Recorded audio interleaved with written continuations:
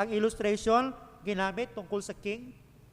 Makikipaggera ka ba sa kaaway mo if you can see that he has a lot more numbers of army nga sa imo ya, pila lang na kabilog? Ha? And try to see, ang suggestion dito ni Jesus Christ, in both illustration, there was a suggestion to first sit down. Ang tao nga mag-build ng tower, you need to sit down first. Ang tao na makigbato, you need to sit down first before engaging. Ibig sabihin, if you choose to follow the Lord Jesus Christ, you need to sit down. Why? Masit down and what? Masit down lang? No. Sit down and try to estimate, try to calculate. Makakaya ko to, kaya ko ni, damo requirements. Ang Ginoo kung magsunod ko sa iya, can I yield my own will to the Lord? Can I leave everything to Him? That is the word, one more meaning ng word na dying. Once you receive the Lord Jesus Christ, ibig sabihin, willing ka, Lord, ikaw nang bahala sa akong kabuhi. Lord, ikaw nang bahala sa akong negosyo. Lord, ikaw nang bahala sa akong kwarta. Lord, ikaw nang bahala sa akong pamilya. No longer me, because I'm dead. You're in charge. You're in charge. So try to sit down. Try to sit down if we can do that. Okay? Try to sit down. Amo lang hambal niya. Laying the foundation, try to sit down. Kaya mo ba simulan at tapusin? May engage ka sa war? Sit down, alay. Si Albert Barnes nagsabi, when 10,000 to meet, whether he will be able with the forces which he has to meet his enemy. Christ here perhaps intend to denote that the enemies which we have to encounter in following Christ are many and are strong. You need to sit down. Once na kita mag-decide na sumunod kay Kristo, may kaaway gid bala kita. May worldly system na kinakailangan nating i-counterflow. Are you willing to go against it? Against the enemy and against the worldly system. They are strong and they are many. Kaya natin yan. Okay? Now, when we say estimate, hindi po iyan, ibig sabihin estimate may resources nga mahambal ka, te, bata pa man ko, te, kusog pa man ko, te, dama man ko kwarta, makaserve dito sa Lord. Hindi. The thing that the Lord Jesus Christ want to calculate sa aton mga kabuhi is the conscious choice. The conscious choice of the cost of discipleship. Your conscious choice.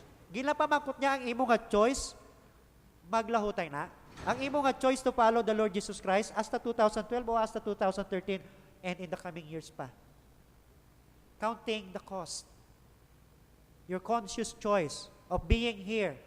Your conscious choice of being the officers of this church. Your conscious choice of being a pastor. Kaya mo? Magpapatuloy ka? O titigil ka rin? Okay? Someone said, let me read it to you, please listen.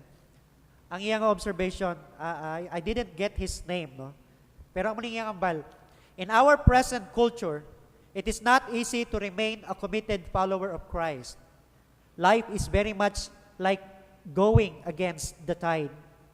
Many people have the appearance that they are advancing in their faith walk, but the tide of evil is definitely against the church. If we don't confront and head into the tide of this world system, we are being swept along by it, and it takes us where we do not want to go. The temptation that we all face is to compromise our values and commitment and go with the tide of the culture we are in. Walang problema sa pagsunod kay Kristo. That's the reality. Naghambal kita nga magsunod kay Kristo, pero may problema tayo, and many believers succumb sa ganong klase ng flow. I remember it was Pastor Joey Villaram na nagkukwentuhan kami regarding bala sa mga pamalakad sa LTO. Kamo siguro nakabalon naman kamo no, kung ano nangyayari. And one story he told us is about a pastor who comes from a far probinsya. Diri man sa Negros, no? And dito siya dapat sa LTO Bacolod mag-process na kanyang lisensya.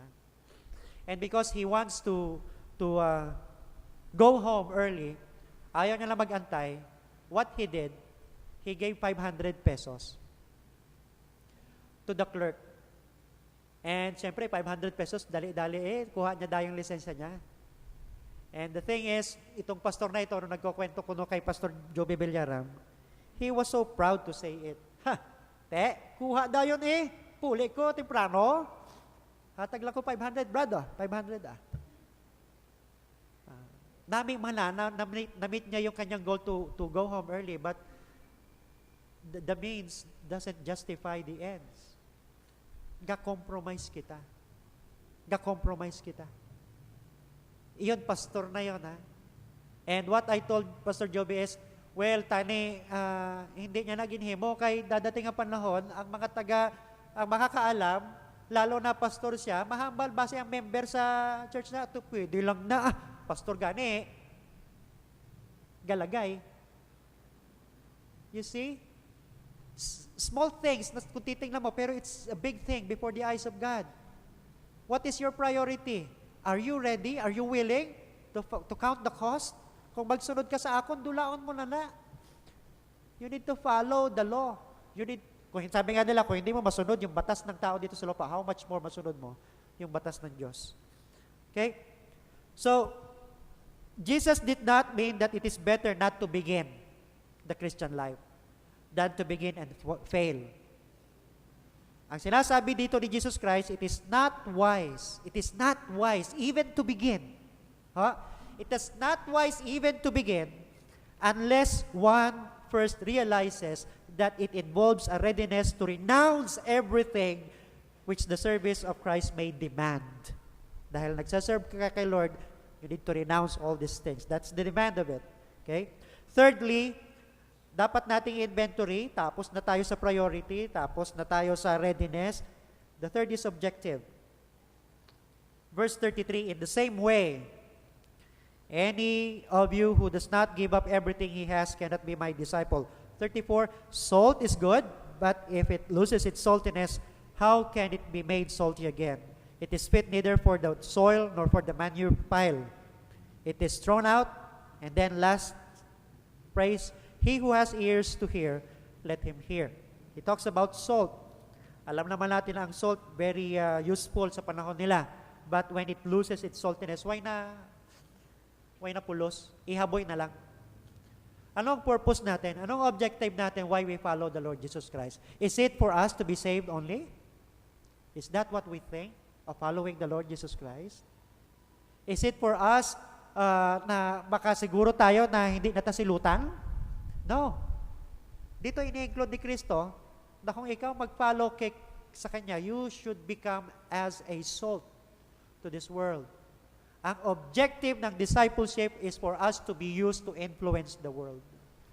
Now, if we don't have God as our priority, and if we are not ready, that is the time, mga utod, that we will lose saltiness. Why not tapulos? Gasimba kita, pero hindi taka-influence. Gabasa kita Bible, pero we cannot influence. It was possible during that time na mawala ang saltiness ng isang asin because ang asin sa una, especially sa Dead Sea, nakakulapol siya sa bato. Tinatanggal lang nila yan. Binababad nila sa tubig, ilulubog lang nila. Sa ibang lugar sa Pilipinas, tinatawag nila yan na asin tibuok. Okay? Asin tibuok. Pero doon sa Palestine, may bato sa loob. So, every time luluto, ilulubog lang nila yan until mawala na yung alat, ihaboy na nila. So, it could happen to us also. Remember this, I would like to remind myself also about this. Our lives affects the people around us as Christians.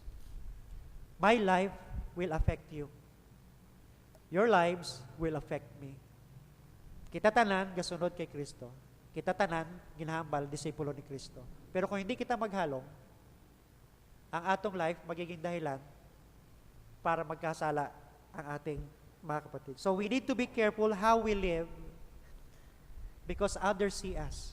Sabi ni Pedro, kahit na sa tingin ng tao, mali ang ginagawa nyo, but because of your good lives, magbabago sila. So discipleship, as the Lord Jesus Christ explained it to the crowd, tingnan natin, you really want to follow me? Pirti kadamo bala sa inyo, makanto ko sa Jerusalem, pirti kadamo sa inyo. Who is your priority?